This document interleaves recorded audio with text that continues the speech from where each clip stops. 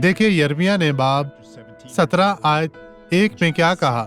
यहूदा का गुनाह लोहे के कलम और हीरे की नोक से लिखा गया है, उनके दिल की तख्ती पर और उनके मजहबों के सींगों पर कुंदा किया गया है। भाइयों, मेरा भी गुनाह है और आप भी गुनाह में हैं।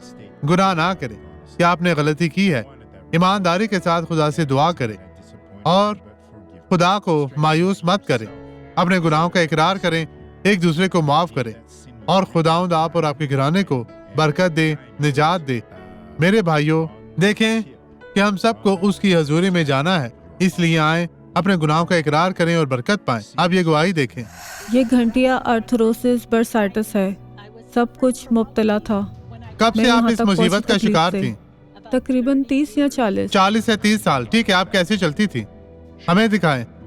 आहिस्ता आहिस्ता, मैं देखना चाहता हूँ। अब इसे अपने कंधे पर रखें, इस तरह।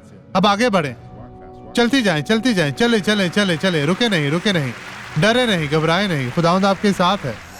आए अब दुआ करें। बाप, मैं इन लोगों को बरकत देता हूँ, तेरी कुव्वत और इख्तियार को इस्तेमाल करते हुए इन्हें तेरे पाक लहू में छुपाता हूँ।